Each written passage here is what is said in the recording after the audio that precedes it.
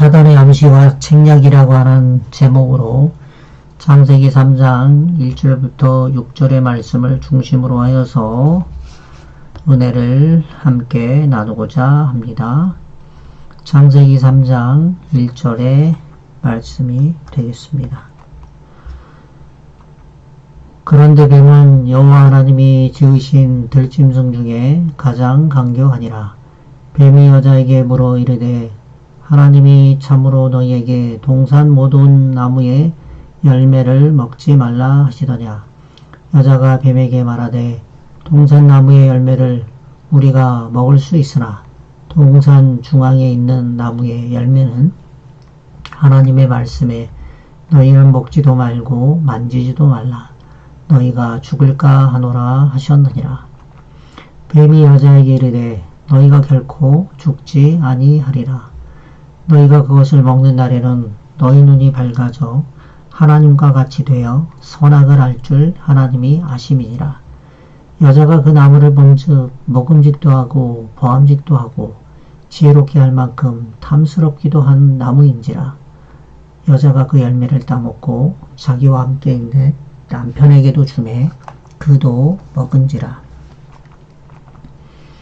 요한계시록 12장 7절에서 9절은 선악간의 전쟁은 하늘에서 시작하여 땅으로 옮겨졌다고 말합니다. 그 전쟁은 에덴 동산에서 선악과의 열매를 먹느냐 먹지 않느냐의 문제로 연계됩니다. 이 사건을 통해서 사단의 속임수와 전략이 드러나게 되었습니다. 성경의 메아리 1899년 7월 24일자에서는 다음과 같은 말을 하고 있습니다. 가장 깊은 관심을 가지고 온 우주는 아담과 하와의 지위를 결정짓게 될 그 투쟁을 지켜보았다. 사탄이 그의 생각을 하나님의 명령보다 위에 놓고 그의 기만적 이론으로 하나님의 율법을 무효화시키려 할 때 전사들은 이 거룩한 부부가 그 유혹자에게 기만당하지 않을까, 그의 간교한 꾀에 넘어가지는 않을까 매우 걱정스러운 눈으로 지켜보았다. 아담과 하와가 그 열매를 따먹지 않고 하나님의 명령을 순종할 수도, 창조주의 분명한 명령을 거역할 수도 있다는 것을 그들은 잘 알고 있었다. 그들에게 주어진 시험은 시험 중에 가장 가벼운 것이었다. 왜냐하면 그들에게 필요한 것은 무엇이나 다 준비되어 있었으므로 금단의 열매를 먹어야 할 필요가 없었기 때문이다. 성경의 메아리 1899년 7월 24일자에는 선악간의 대쟁투에서 선악과를 먹느냐 먹지 않느냐는 매우 중요한 문제였음을 우리에게 말해주고 있습니다. 선악간의 대쟁투의 전장은 하늘에서 이 땅으로 결국은 인간의 마음과 심장에서 벌어지게 된 것입니다. 다시 한번 창세기 3장의 이야기를 통하여서 우리는 원수의 속임수와 정체가 무엇인지를 알고 그 유혹에 넘어가지 않고 승리하는 길을 배우게 되기를 간절히 바랍니다. 본론에서는 세 가지 부분을 살펴보기를 원합니다. 첫 번째는 원수의 참 모습에 관한 이야기가 되겠습니다. 창세기 3장에는 지상의 대쟁투의 시초가 묘사되는데 하나님에 대한 인간의 충성을 파괴하려는 원수의 시도로 전개됩니다. 그런데 원수는 자신의 모습을 숨기고 뱀과 같은 매개물을 이용하였습니다. 1절 말씀에 여호와 하나님이 지으시던 들짐승 중에 뱀이 가장 강교하였고 뱀이 여자에게 물어가로되 하나님이 참으로 너희더러 동산 모든 나무의 실과를 먹지 말라 하시더냐 라고 말씀하면서 아담과 하와를 유혹하는 이야기로 창세기 3장은 시작됩니다. 여기에서 원수는 항상 자신의 모습을 드러내지 않는다는 것을 발견합니다. 그는 스스로를 숨기기 위해서 변장하거나 외모를 꾸미고 바꾸고 또는 앞잡이를 내세웁니다. 편지 1900년 91페이지에 있는 말씀입니다. 에덴에서 사단은 뱀을 앞잡이로 이용하였다. 오늘날도 그는 주의 구속받은 자들이 걸어가는 의의 길을 가로막기 위하여 온갖 수단과 속임수를 다 써가며 인간 가족들을 이용하고 있다라고 말합니다. 뱀은 창조 당시의 모든 피조물 가운데 가장 아름다운 동물 중 하나였습니다. 오늘날처럼 땅에 기어다니며 혀를 낼림거리는 정떨어지는 동물이 아니었습니다. 그러한 모습인 범죄 후에 뱀이 저주받아서 그러한 물건을 하게 된 것입니다. 이처럼 뱀은 화려한 색깔로 옷 입고 날아다니는 그런 존재로서 아담과 하와를 유혹하기에 딱 안성맞춤이었습니다. 원수는 자신이 머리에 두 뿔이 있고 혐오스럽고 공포스러운 존재로 인식하게 하므로 사람을 기만합니다. 고린도후서 11장 14절과 15절에는 이것은 이상한 일이 아니니라 사단도 자기를 광명의 천사로 가장하나니 그러므로 사탄의 일꾼들도 자기를 의의 일꾼으로 가장하는 것이 또한 대단한 일이 아니니라. 사탄은 세상의 훌륭한 이론들 가운데 혹은 놀라운 철학 속에서 사로잡는 환상적인 종교에서 심지어 광명한 천사의 모습으로 사람들을 속이고 유혹하고 있는 것입니다. 그러므로 사단은 마치 우리가 생각하는 것처럼 두 뿔이 있고 혐오스럽고 공포스러운 존재가 아닌 것을 우리는 기억해야 할 것입니다. 두 번째 원수는 종교적인 마귀라는 사실입니다. 사단은 하와를 종교의 광장으로 인도하고 있습니다. 그는 하나님의 말씀을 이용합니다. 3장 1절에 하나님이 참으로 너희더러 동산 모든 나무의 실과를 먹지 말라 하시더냐 라고 말씀하는데 사단은 여기에서 하나님의 말씀을 아주 조금 바꾸었습니다. 그는 하나님의 말씀을 인정하고 부정하지 않습니다. 그는 하나님의 말씀에 대항해서 싸우지도 않습니다.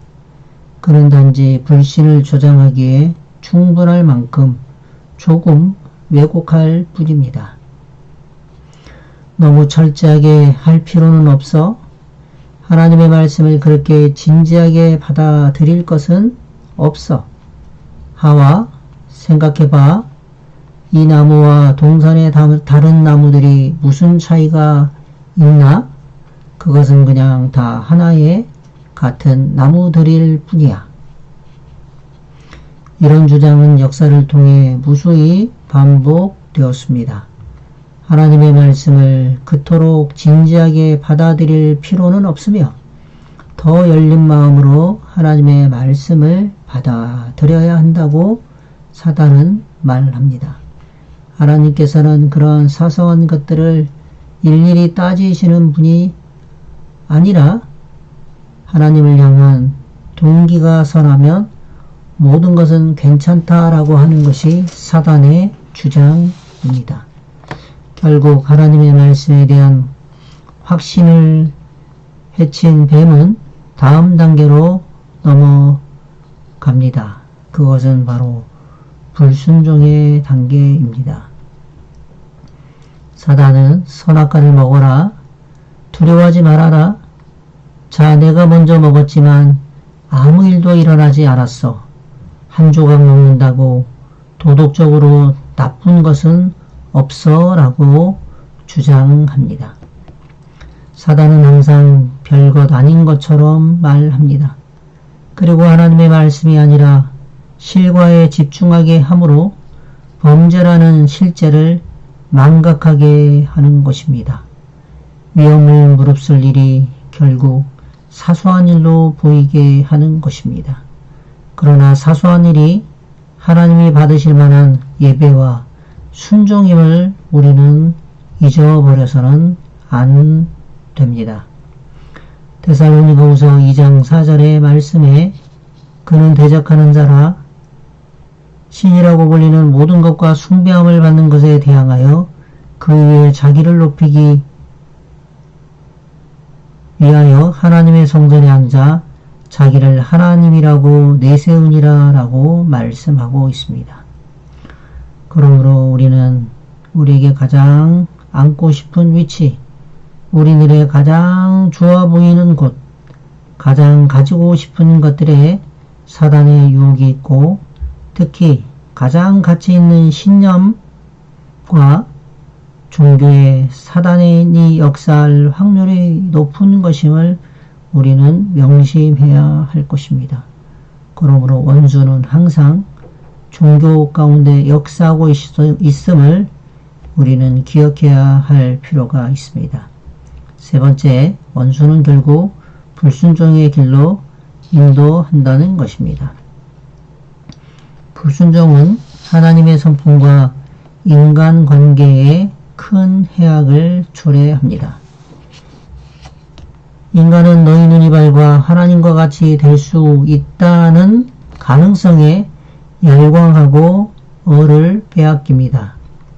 이것은 피조물의 한계를 깨고 싶은 인간의 욕망에서 비롯되었습니다. 이것은 곧 마귀의 정신인 것입니다. 여러 세기에 걸쳐 원수는 하나님의 주권에 간섭하려고 인간을 이용해 왔습니다. 그 대표적인 사람으로 칼 막스는 종교는 아편이라고 주장하였습니다. 지그문트 프로이드는 그는 신앙을 옳치기로 간주해 버렸습니다. 찰스 다윈은 우스꽝스럽게 인간의 조상을 원숭이라고 외쳤습니다. 그리고 프리드리히 니체는 무엄하게도 신은 죽었다고 선언했고 자신의 철학적 사고를 신성시하였습니다. 우리는 그것을 이 땅에 만연되어져 있는 합리주의요 이성주의라고 부르게 되었던 것입니다. 오늘날 사람들은 컴퓨터, AI, 휴대전화 등 수많은 경이로운 것들에 매료되고 있습니다. 더 이상 성경을 읽고 하나님을 찾을 필요가 없어진 것입니다. 그러므로 하나님을 예배할 가치도 사라지게 되었습니다. 원수는 하나님에 대한 불신을 불러일으키고 제3의 문제를 내어놓습니다. 너희가 죽지 아니하리라. 죽음은 끝이 아니다. 그것은 또 다른 종류의 삶으로 가는 통로이다. 결코 죽지 않을 것이다. 더 나아가 죽은 자의 영혼을 불러 그들과 소통할 수 있다 등 얼마나 매혹적인 제안들이 많은지 모르겠습니다. 사랑하는 성도 여러분, 우리의 원수는 결국 우리를 불순종의 길로 인도하여서 하나님과 멀어지게 하고 결국 하나님 없이 죽음으로 인도한다는 것을 기억해야 할 것입니다. 선악의 대쟁투는 인간의 마음에서 벌어지고 있습니다. 인간의 마음을 서로 정복하려는 두 세력이 우리 마음에 있습니다. 하나는 하나님이요 하나는 마귀입니다. 하나님께서는 너희는 죽으리라고 말씀하시고 사탄은 결코 죽지 아니하리라고 호언장담합니다. 하나님은 먹지 말라고 충고하셨고 사단은 너희가 먹으면 하나님과 같이 된다고 합니다. 어느 것이 더 매혹적인가요? 당연히 사단의 제안입니다. 하늘에서 시작된 전쟁은 이 땅의 인간의 마음으로 확대되었습니다. 이제 이 쟁투에서 우리는 무관심할 수도 도망갈 길도 없습니다. 우리는 이 편 혹은 저 편을 선택해야 하는 것입니다. 교회주는 일관 312쪽, 313쪽의 말씀을 읽고 오늘의 말씀을 마치도록 하겠습니다. 나는 우리가 모든 면에서 경계하고 사단의 암시와 책략을 끈질기게 저항하지 않으면 안 될 것을 보았다. 그는 스스로 빛의 천사로 가장하여 수많은 사람들을 속이고 그들을 사로잡아 이끌고 있다. 인간의 마음을 파악함으로 그가 얻은 이점은 엄청나게 많다. 이점을 이용하여 그는 뱀처럼 하나님의 사업을 훼손시키기 위하여 들어온다. 그는 그리스도의 이적과 업적을 인간의 기량과 능력처럼 나타내고자 한다.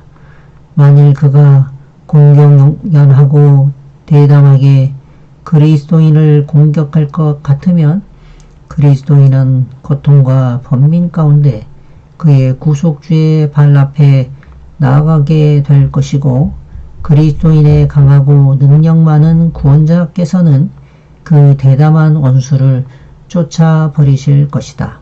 그러므로 그런 스스로를 빛의 천사로 가장하여 사람의 마음에 역사하고 유일하고 안전하고 바른 길에서 떠나도록 유혹한다. 골상학, 심리학, 최면술 등은 그가 이 시대의 사람들에게 더욱 직접적으로 접근하여 은혜의 시기의 끝에 그의 활동의 특징이 되는 능력을 발휘하는 매개체이다. 사랑하는 성도 여러분, 증언의 말씀을 기억하시고 결코 사단의 유혹의 속임수에 넘어가지 않는 여러분과 제가 되길 바랍니다. 이제 곧 은혜의 시기의 끝이 이를 것입니다. 사단의 활동과 특징과 그의 능력은 온 세상에 더욱더 크게 드러날 것입니다.